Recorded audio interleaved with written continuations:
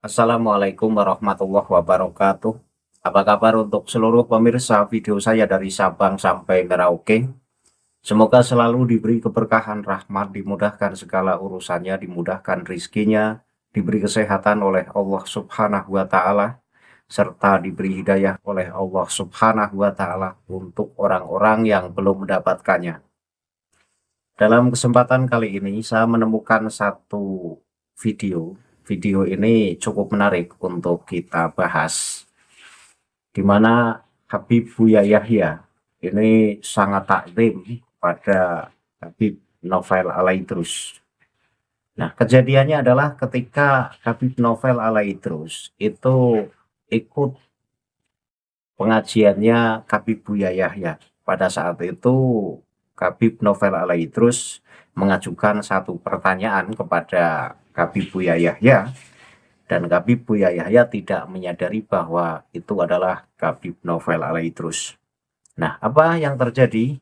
Yang terjadi adalah langsung Habib Buya Yahya ini memuji dengan pujian yang sangat tinggi, bahwa katanya Habib Novel Alaidrus adalah ulama besar dari kota Solo.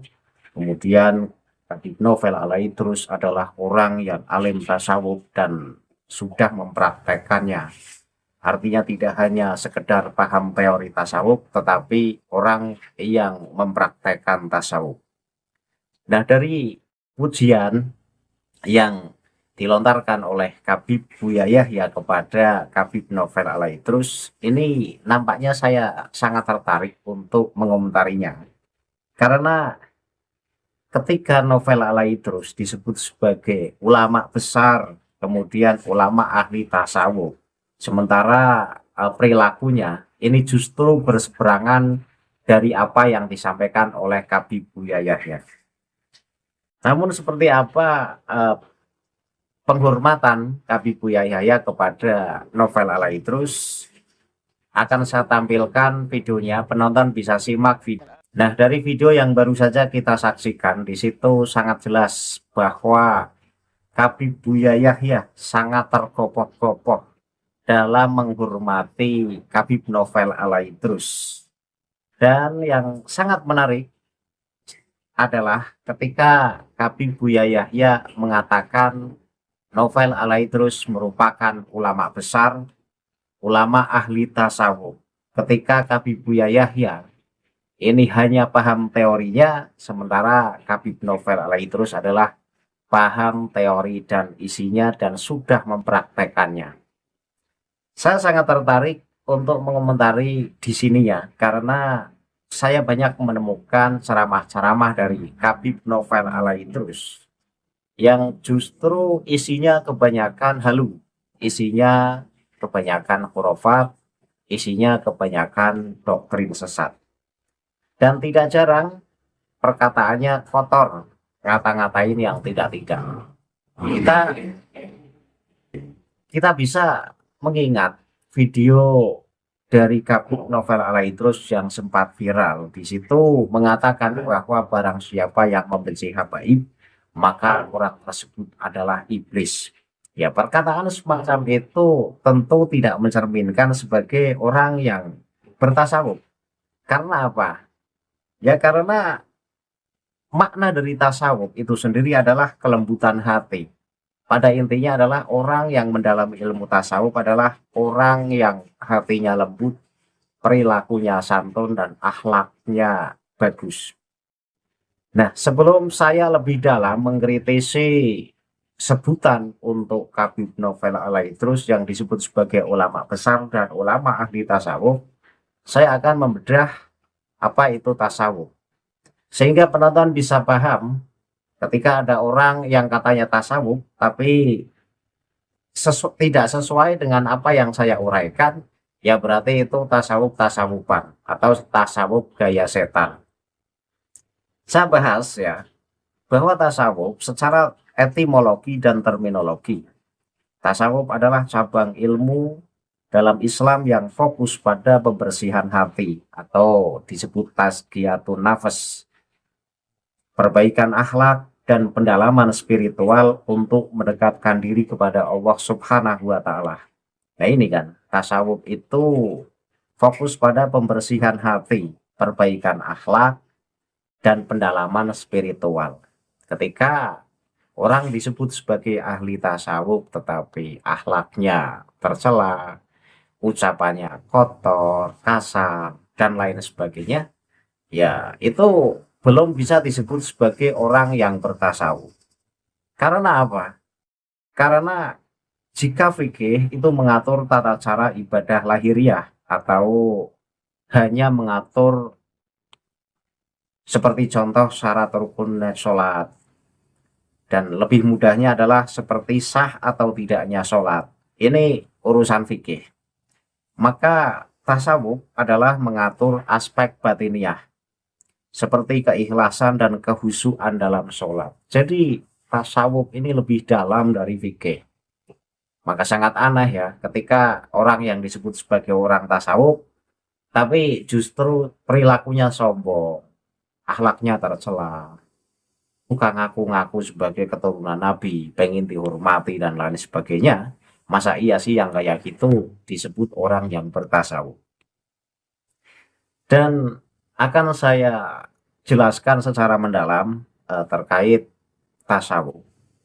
Berikut adalah beberapa poin utama untuk memahami tasawuf secara jernih. Yang pertama adalah akar kata. Jadi tasawuf ini secara bahasa itu diambil dari kata apa? Atau secara etimologi.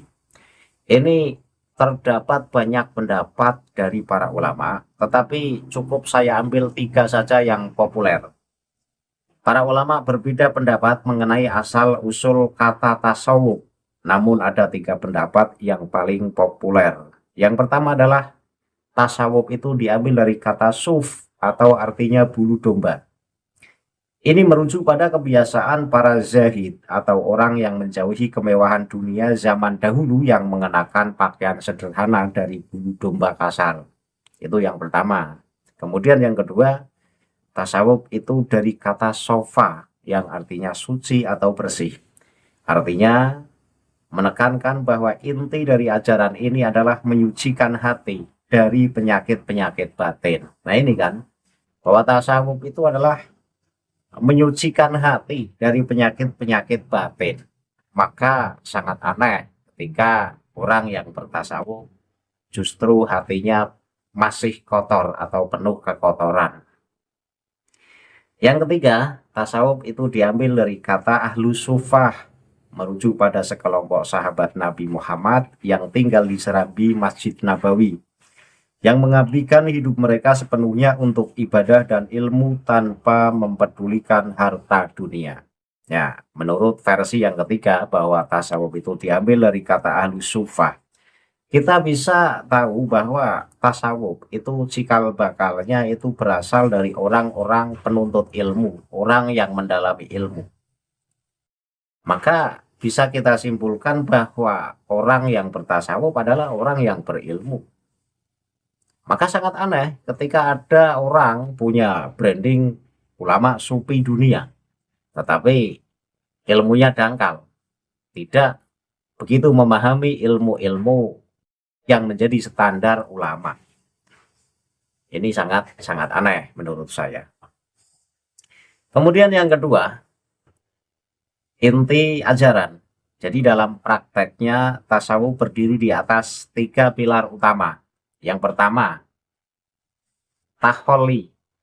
Taholi ini adalah proses mengosongkan diri dari sifat-sifat tercela atau madmumah seperti sombong, ria, iri hati, dan cinta dunia yang berlebihan. Ini loh, jadi tasawuf itu berdiri di atas 3 pilar. Yang pertama ya taholi, mengosongkan diri dari sifat-sifat yang tercela. Kemudian yang kedua itu tahali atau proses menghiasi diri dengan sifat-sifat terpuji atau mahmudah seperti contoh sabar, syukur, tawakal, dan ridho.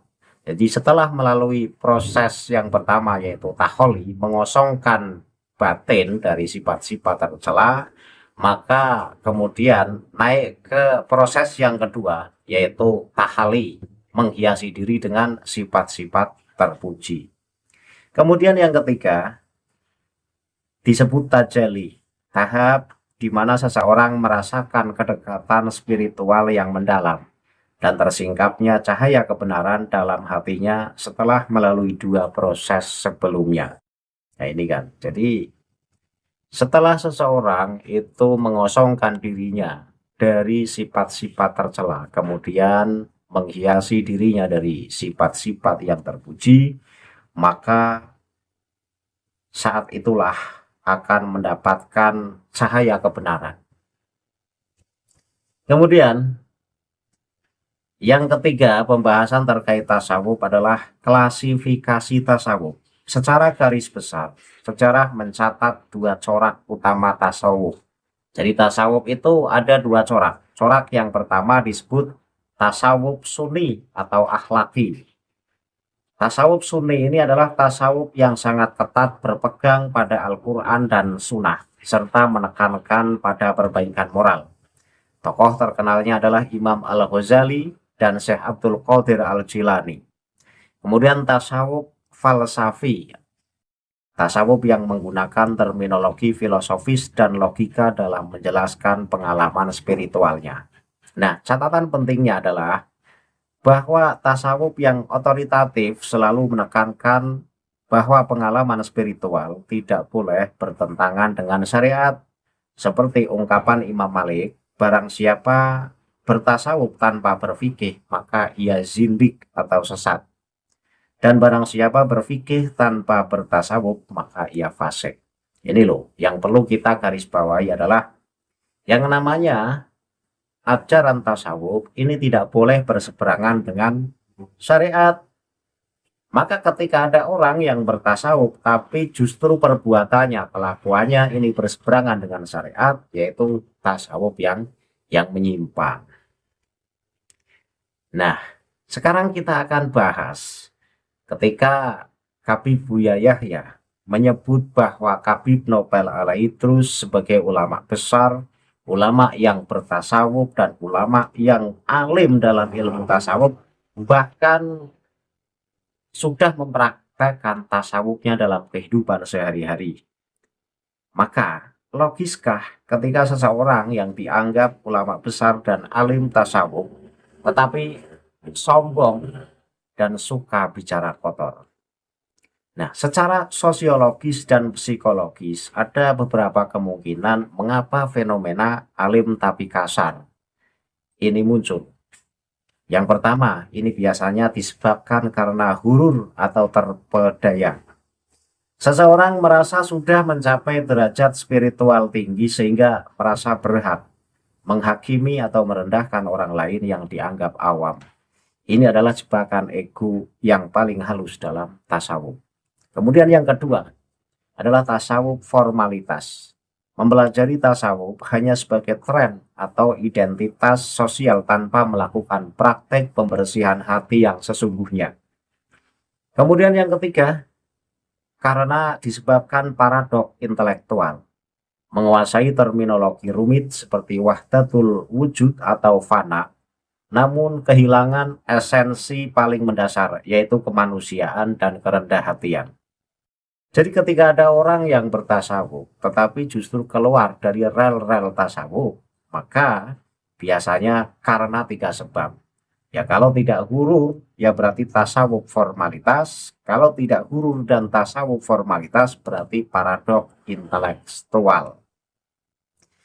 Kesimpulannya adalah secara logika keilmuan, perilaku sombong dan kasar adalah anomali bagi seseorang yang mendalami tasawuf.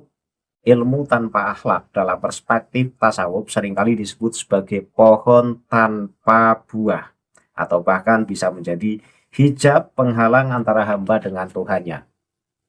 Nah, dari uraian saya terkait apa itu tasawuf dan seperti apa seharusnya orang yang bertasawuf, maka kita bisa memahami bahwa ilmu tasawuf adalah ilmu kebersihan hati, ilmu akhlak.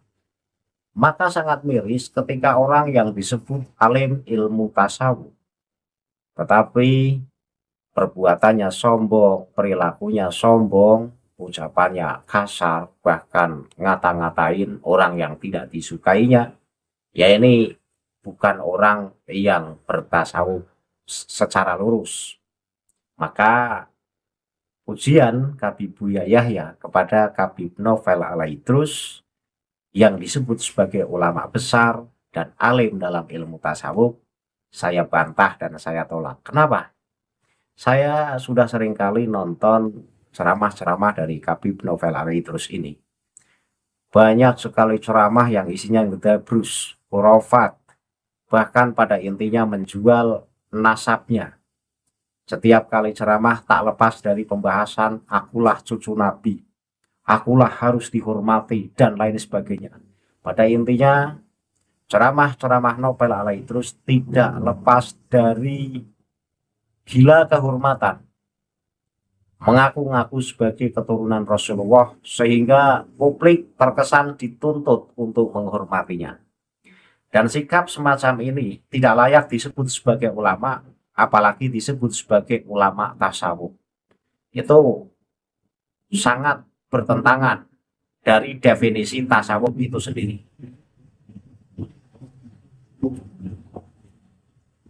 Dan akan saya tunjukkan satu cuplikan video dari Habib Novel Alaidrus, di mana Habib Novel Alaidrus itu mengatakan, ketika saya menggendong anak saya, maka saya merasa menggendong cucu Nabi Muhammad ya. Jadi ketika saya menggendong anak saya merasa menggendong cucu Nabi Muhammad.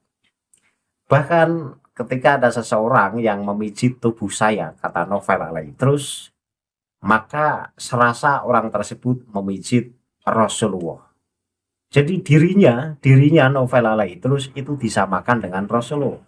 Ketika ada orang yang memijit tubuh Novel Alaidrus, ya hakikatnya memijit tubuh Rasulullah. Maka ketika Novel Alaidrus senang karena dipijit oleh seseorang, maka kakeknya Rasulullah pun senang katanya. Nah, pernyataan semacam ini kan pernyataan apaan ya? Untuk disebut sebagai orang yang alim tasawuf, orang yang benar-benar berakhlak, orang yang hatinya suci, ini boro-boro sombong. Tapi kan lagi-lagi di branding sebagai ulama besar, ahli tasawuf, tetapi perilakunya itu keluar dari itu semua. Jadi boro-boro mencerminkan sebagai orang alim. Pada intinya kan haus atau gila kehormatan. Jadi merasa bangga dirinya itu sebagai keturunan Rasulullah. Padahal ya nasabnya nasab palsu. Saya katakan, saya itu kalau lihat anak saya lebih banyak saya melihat itu putune Kanjeng Nabi ketimbang itu anak saya. Paham? Jadi saya kalau gendong anak saya itu sama seneng, aku gendong putu Kanjeng Nabi, putune Kanjeng Nabi. Jadi saya kalau gendong anak saya itu sama seneng, aku gendong putu Kanjeng Nabi, putune Kanjeng Nabi. Seperti saya ketemu kiai, ini kiai Longko. Rodo angel cari yang seperti ini. Kiainya mijeti saya. Itu ngomong sama murid-muridnya, saya lagi mijet Kanjeng Nabi. Katakan hawamu. Saya lagi mijet Kanjeng Nabi. Jadi dia tuh membayangkan saya kan putune Kanjeng Nabi, betul? Nah, jini hati mijeti Kanjeng Nabi. Kalau mijeti Kanjeng Nabi nggak bisa, aku mau mijeti cucunya ini. Nah kalau saya mijeti cucunya senang, si bayi yo senang. Berarti podoe aku mijeti Kanjeng Nabi, selesai. Sekali lagi, kenapa sampai Habib Buya Yahya ini pura-pura tidak melihat, pura-pura tidak mendengar bahwa fakta sudah ada di depan mata. Banyak sekali pertunjukan-pertunjukan yang dipertontonkan oleh para Habib Ba'alawi yang isinya bertentangan dengan syariat Islam. Tapi Habib Buya Yahya ini sepertinya masih husnudon bahwa Ba'alawi sebagai keturunan Nabi Muhammad. Dan ketika melihat kemungkaran-kemungkaran yang dipertontonkan oleh Habib Ba'alawi, ini Buya Yahya hanya bersikap maklum. Namanya saja manusia, kadang salah, kadang benar. Jadi sesederhana itu. Padahal jika kita mau mendalami, jika seseorang itu benar-benar keturunan Rasulullah, maka akhlaknya ini akan terwarisi dari akhlak Rasulullah. Ya walaupun tidak seperti Rasulullah, tetapi paling tidak menunjukkan akhlakul karimah, menyembunyikan kehormatannya, bukan malah sombong ngaku-ngaku sebagai keturunan Rasulullah, kemudian memaksa para kaum muslim untuk senantiasa menghormati mereka karena mereka keturunan Nabi Muhammad. Bahkan novel Al-Idrus juga sering ceramah yang pada intinya itu membranding diri. Kita bisa mengingat satu ceramah dari novel Al-Idrus, di mana di suatu wilayah, di situ ada Khabib, maka wilayah itu akan aman, terbebas dari bencana. Nah, pernyataan semacam ini kan sudah dipertontonkan oleh Allah. Jadi Allah sudah memberikan warning kepada kita. Di suatu wilayah, di situ ada Khabibnya. Nyatanya ketika Allah berkehendak turun bencana, ya tetap aja bencana turun. Karena bencana mau turun atau tidak, ini bukan soal di situ ada Khabib atau tidak. Karena yang berhak menurunkan bencana, ya Allah Subhanahu wa Ta'ala. Ya, tapi lagi-lagi kan, seakan-akan bahwa Khabib Ba'alawi itu adalah dewa penyelamat, di mana di situ ada Khabib, maka wilayah tersebut dijamin aman oleh Allah. Ini kan sebuah pernyataan yang terlalu mengada-ada dan menganggap bahwa klannya adalah klan eksklusif. Dan kesimpulan dari apa yang saya sampaikan adalah, kok Khabib Buya Yahya yang katanya orang berpendidikan, tapi tidak mampu berpikir jernih, tidak bisa membedakan mana yang benar dan mana yang salah, tidak bisa membedakan mana cucu-cucuan dan mana cucu yang asli. Cucu-cucuan ini biasanya haus kehormatan, haus kedudukan, haus pujian, ilmunya mentah tapi pengen dianggap sebagai ulama. Sementara cucu Rasul yang asli ini lebih banyak mengumpat, lebih banyak menyembunyikan identitasnya, tetapi ilmunya bermuara. Ia lebih suka menonjolkan keilmuannya daripada nasabnya. Itu saja yang bisa saya sampaikan. Pada intinya, ketika novel Al-Idrus disebut oleh Khabib Buya Yahya sebagai ulama besar dan ahli tasawuf, saya agak ketawa dan saya menolak secara mentah. Akhirul kalam, billahi taufiq wal hidayah. Wassalamualaikum warahmatullahi wabarakatuh. Salam waras untuk seluruh muslim di Indonesia.